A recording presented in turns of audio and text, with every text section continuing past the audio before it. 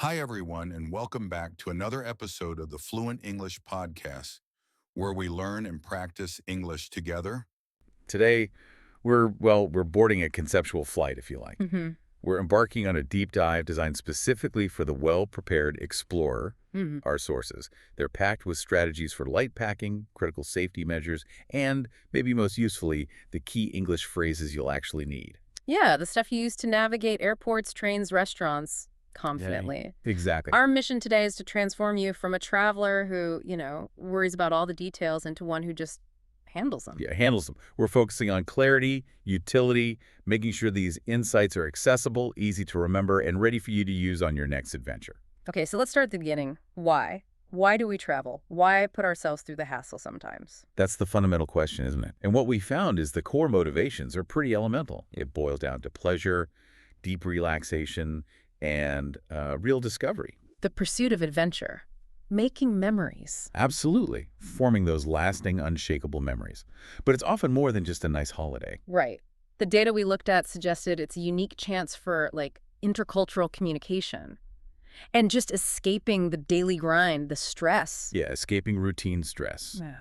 But the deeper reasons, they often involve challenging yourself, pushing beyond your comfort zone. Like some of those examples we saw.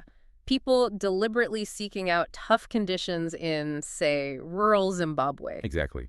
Or trying really bizarre local foods. I think roasted squirrel came up. Roasted squirrel, yeah. Just to, challenge their boundaries, experience life differently. Precisely. Putting yourself in a totally unfamiliar context. But sometimes it's simpler, right? Just the fun of it. Laughing at a funny sign translation. Oh, yeah. Or just standing there totally blown away by the Taj Mahal or, some massive waterfall. It gives you that shift in perspective. That perspective shift feels key. So, connecting this to the bigger picture, travel sort of strips away the excess. That's the core lesson, I think. It strips away all the stuff from our comfortable lives.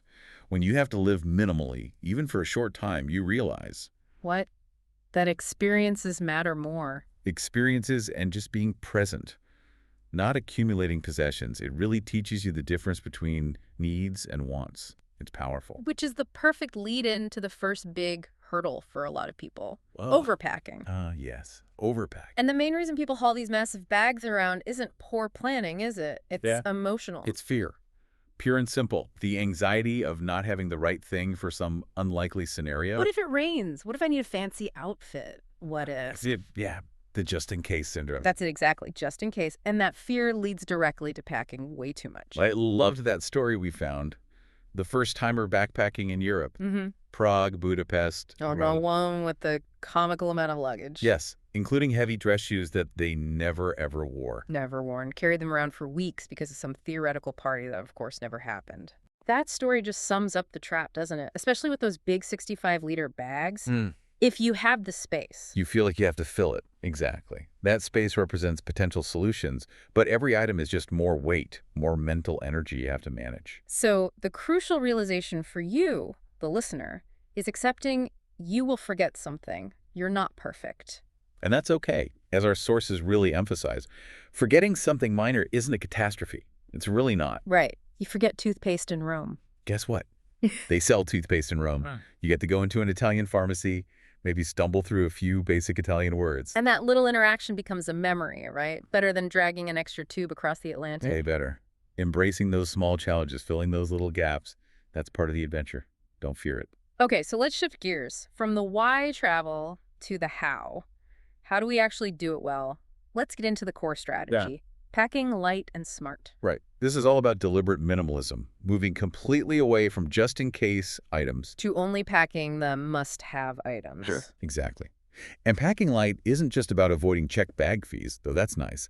It minimizes the physical burden, sure, Yeah. but it also massively increases your flexibility, your freedom, really. We found that Pareto principle, the 80-20 rule, applies here perfectly. Oh, yeah, big time. 20% of what you pack will cover 80% of what you actually use or wear.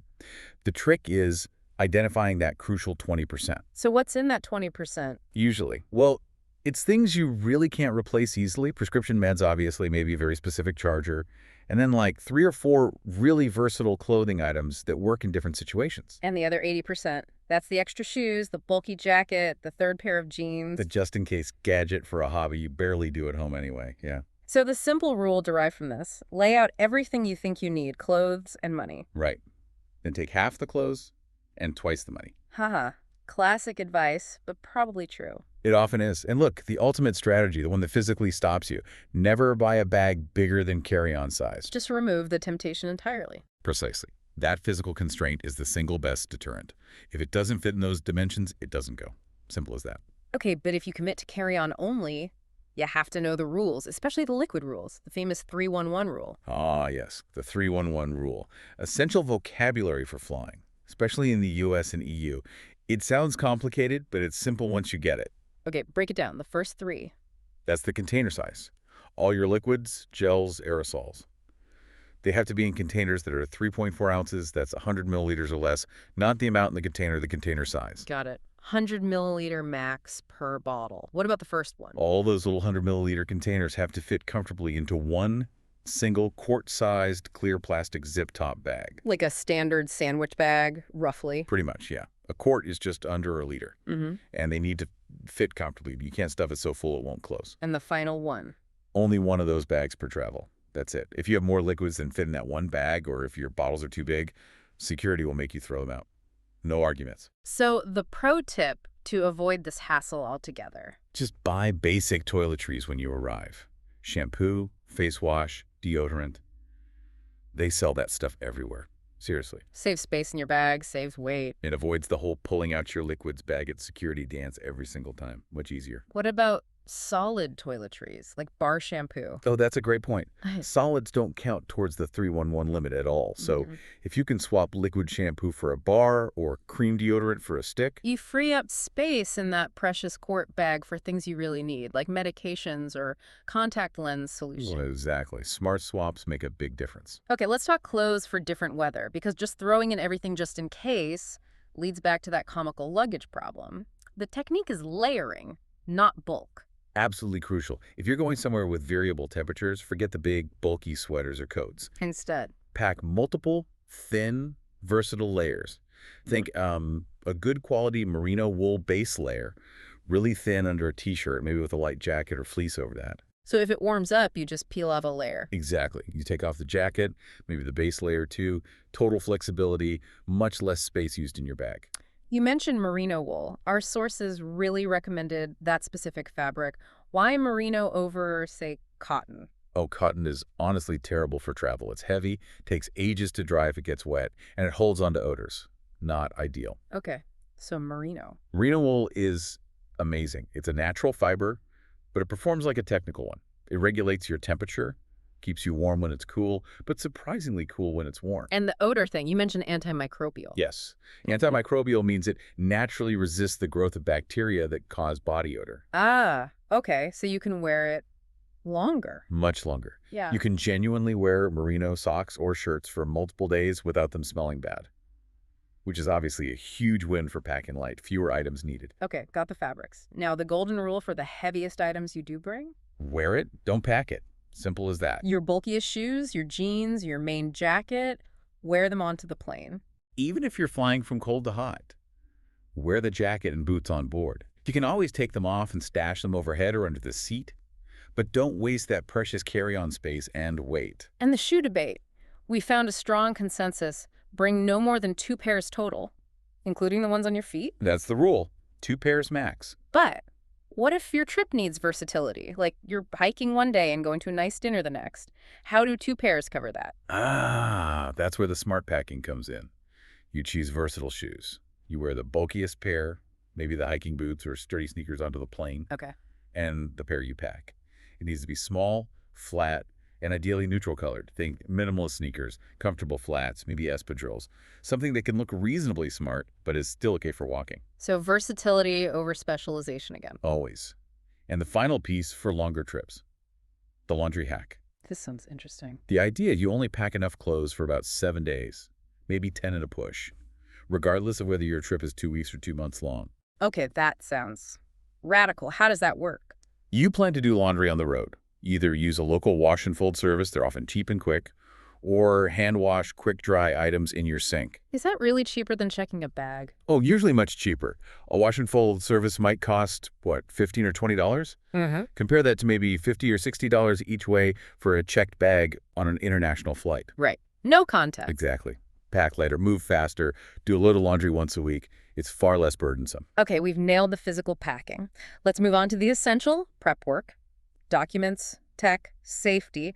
This stuff requires real attention to detail. Absolutely critical. First up, paperwork. Your passport. It must be valid for at least 6 months beyond the end date of your trip. 6 months after you plan to leave, why so long? Many countries enforce this rule strictly. They won't let you in if your passport is nearing expiry, even if it technically covers your trip dates. It's a buffer they require. So check those dates way in advance. Good tip. What else? Itinerary. Keep a copy of your full itinerary, flight details, accommodation bookings, and crucially, proof of when you're leaving the country. Some border controls demand to see an onward or return ticket. To make sure you're not planning to overstay. Precisely. And speaking of documents copies, you need copies. Mandatory. Digital copies and physical paper copies. Yes, both. Of your passport photo page, your ID, your visas if you need them, flight confirmations, and this is important, the front and back of your credit and debit cards. And where do you keep these copies? Not all together, right? Definitely not. Keep paper copies separate from the originals. But the key thing is to have secure digital copies accessible remotely. Email them to yourself, store them securely in the cloud. Or send a set to a trusted friend or family member back home. Exactly. So if everything gets lost or stolen, wallet, phone, bag, you can still access that vital info. It's your backup plan. Okay, let's talk money prep. Avoiding unnecessary fees. Big topic. Huge. Two main enemies here, foreign transaction fees and ATM fees. Foreign transaction fees. Right. Those are the ones your bank adds just for using your card abroad. Usually like 3%. Yep, often around 3%. Doesn't sound like much, but on every single purchase, hotels, meals, souvenirs, it adds up incredibly fast. Hundreds of dollars potentially on a longer trip. So the solution is? Find a credit card that explicitly doesn't charge foreign transaction fees. Many travel-focused cards offer this. Also, look for a debit card for ATMs that does the same, or even better. Reimburses the fees other banks charge. Yes. Some banks, especially online ones or those in global alliances, will refund those annoying fees that foreign ATMs charge you just for taking out cash. This can save you a fortune if you need cash regularly. We also need to warn people about something called dynamic currency conversion, DCC. Sounds technical, but it's a common trap. It is, and it's sneaky. DCC is when you're paying with your card abroad, say in a shop in Paris, and the machine asks, would you like to pay in your home currency? So Yeah. US dollars, Canadian dollars, whatever. They present it like it's helpful, right? Oh, you can see the price in dollars. Exactly. But it's not helpful. When you agree to pay in your home currency, the merchant uses a terrible exchange rate that they set themselves. Basically adding another hidden fee. A huge hidden fee, often 5, 10, sometimes even 15% worse than the actual exchange rate. It's a ripoff, frankly. So the rule is? Always, always, always choose to pay in the local currency. If you're in Spain, pay in euros. If you're in Japan, pay in yen. Let your own bank handle the conversion at a much fairer rate. Just say no to DCC. Got it. Local currency only. Now, physical security. Being aware. Simple advice, but vital. Be aware of your surroundings, especially in crowded tourist spots or transport hubs. Don't flash expensive gear. Try to blend in a bit. Don't look like an obvious distracted tourist. Pretty much. That makes you less of a target for pickpockets or scammers. Yeah. Stick to well-lit areas at night. Basic common sense, but important. And tech-wise, the key item. An unlocked smartphone.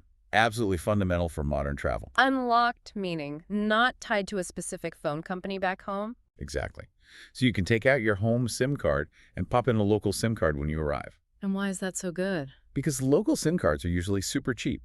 You can get a pay-as-you-go SIM with plenty of data and local calling credit for maybe $10 or $20. Which is almost always cheaper than using your home plan's expensive roaming charges. Almost always, yeah. And much more reliable than trying to constantly find free Wi-Fi hotspots.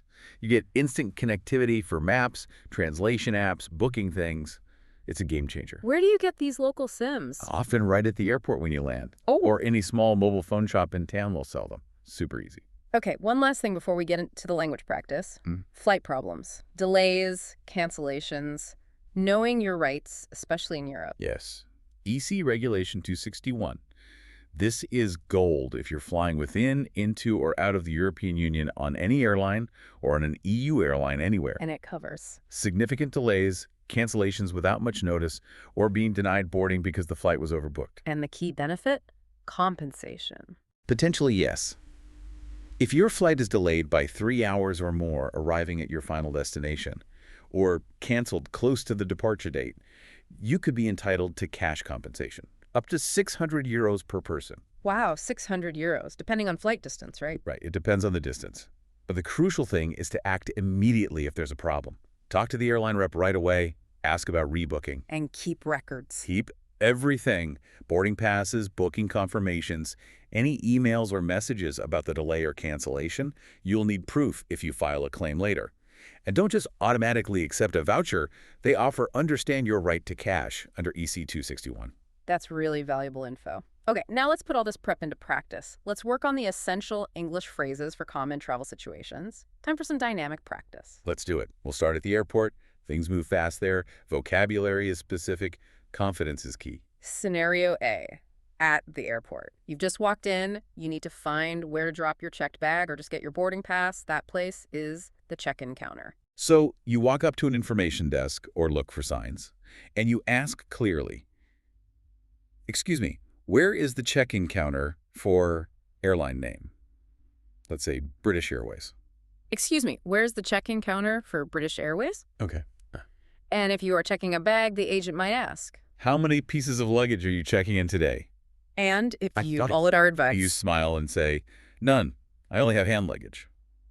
Or just this one suitcase, please. Perfect. Now, you look at the departures board, your flight status says delayed, or worse, canceled. What do you do? Seek information immediately. Don't just wait around assuming someone will tell you. Go to the airline desk. And ask politely but directly. Do you have any more information on why my flight has been delayed? Or if you have another flight afterwards, will I still make my connection to Paris with this delay? Good practical questions. Yeah. Fast forward, you've landed. Now you need to find your checked bag if you had one. You need the baggage claim area. So you ask, "Excuse me, where is the baggage claim area?" And if you wait and your bag doesn't show up on the carousel, Then you need the lost luggage office. Ask an airline or airport staff member, "I cannot find my bag. Where is the lost luggage office?" Yeah. Stay calm, but act quickly. Okay, scenario B, traveling by train. Different environment, different vocabulary, especially for tickets. Very specific terms here. First, big choice. Are you coming back on the same route? If yes, you need a return ticket. So you ask, how much is a return ticket to Oxford? Remember, return means there and back. A round trip. If you're only going one way, you ask for a one-way ticket, or in the UK, often a single ticket. Let's practice correcting. Imagine the ticket seller says that's £25 for the single, but you are coming back. You'd say politely, "Oh, I'm sorry, I actually need a return ticket, not a single. How much is the return fare, please?" Good. Now, saving money. Trains often have cheaper tickets at less busy times. These are called off-peak fares. Right, so you can ask, when are off-peak fares valid? Or is this ticket valid during off-peak hours? And off-peak usually means what? Outside of the morning and evening rush hours? Typically, yeah. Often after 9:30 a.m. on weekdays, maybe all day on weekends or holidays. But it varies, so always ask. It can save you a lot. You've got your ticket. Now you need to find the actual train. You need the platform. Ask anyone official looking. Which platform is the train to Edinburgh leaving from? Or, platform for the 10:15 to Manchester. And if they answer too quickly or you don't understand, use those phrases we mentioned earlier. Could you repeat the platform number, please? Or could you speak a little slower? Don't be afraid to ask. Okay, scenario C. Accommodation and dining. Finding a place to sleep and eat. Crucial stuff. Checking into a hotel or hostel. If you haven't booked, you might ask, "Do you have any double rooms available for tonight?" Or single rooms? Or twin rooms? And maybe you want your own bathroom. You ask about an en-suite. Does the room come with an en-suite? Remember, en-suite means a private bathroom attached to your room, as opposed to a shared bathroom down the hall. Other key check-in questions. What time is checkout? Definitely need to know that. And the most important question of the modern age. What is the Wi-Fi password, please? Gotta get connected. Always. Now, restaurants. Politeness goes a long way. First, getting a table. Can I have a table for two, please? Or one or three? Then maybe see what's recommended. What are the specials for today? Or what do you recommend? Now, really important. Dietary needs or allergies. You have to be clear. This isn't the time for shyness. Absolutely not. Don't just vaguely say, I don't eat nuts. Be specific and emphasize the severity if needed. Like, I have a severe peanut allergy. Could you please double-check with the chef that this dish is completely free from peanuts and peanut oil? Exactly. Clear, firm, polite. Same for other needs. Do you have anything suitable for vegans? Or is there any meat broth in this soup? Okay, meal's finished. Time to pay. If you're with friends, you might want to divide the cost. The phrase is, can we split the bill, please? Or could we pay separately? And tipping customs vary wildly, so it's good to ask about the bill itself. Is there a service charge included? A service charge is often a non-optional charge added automatically. If it's not included, then you decide if and how much to tip based on local custom and the service you received. Good distinction. Okay, last scenario. D, directions, and just interacting locally. Need cash. Look for an ATM or cash machine. Ask, excuse me, where's the nearest ATM? Using a map on your phone but still a bit lost. Approaching someone kindly. Hi there. Sorry to bother you. Can you show me on this map where the train station is? Showing the map is super helpful across language barriers. And again, if someone gives you directions too fast or uses landmarks you don't recognize. Interrupt politely. I'm sorry, could you repeat that, please? Or could you speak a little slower? My English isn't perfect. People are usually happy to help if you ask clearly. Maybe ask for simpler directions. Is it far to walk from here? Or is there a bus that goes there? Yes, breaking it down. These phrases give you the power to actually understand and navigate. That's the goal. It really is. Mastering these basics just opens up the world. Okay, as we start to wrap up, let's distill everything into those core, actionable tips. The real takeaways for becoming that confident, well-prepared explorer. Tip number 1 has to be documents and safety, right? Absolutely. Keep emergency contacts handy. Remember that 6-month passport validity rule. And leave copies digital and paper of everything important with someone trustworthy back home. That's your safety net. Tip 2, packing. The mantra is, Pack must-have, not just in case. Focus on versatility.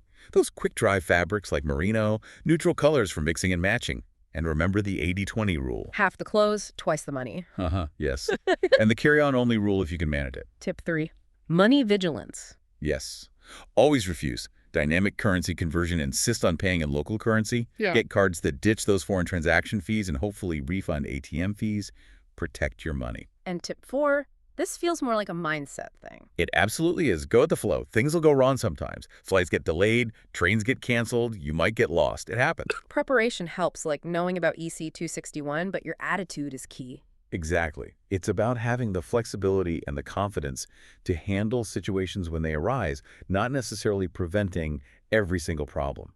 That's impossible. And finally, maybe linking back to the beginning, embrace the adventure. Yeah.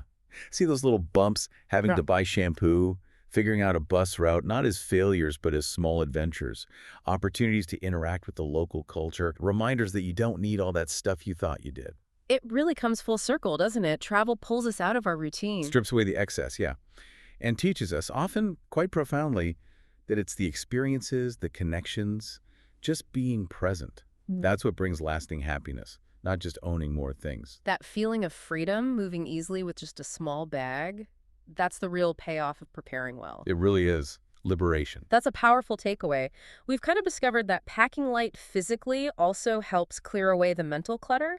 It reduces that fear of the unknown, makes you feel more adaptable. So true. So here's a final thought for you, our listeners, to maybe mull over. Okay. If shedding physical baggage, literally packing less, frees you up for adventure, think about the non-physical baggage you might be carrying around every day. Interesting. Like what? Maybe an old worry you keep revisiting, a limiting belief about what you can or can't do, or just an outdated routine that doesn't serve you anymore. Okay. Mental baggage. Exactly.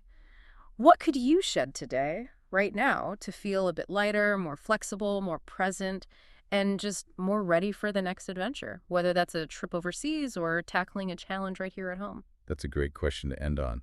Food for thought. That's it for this deep dive. Safe travels, everyone, and keep exploring.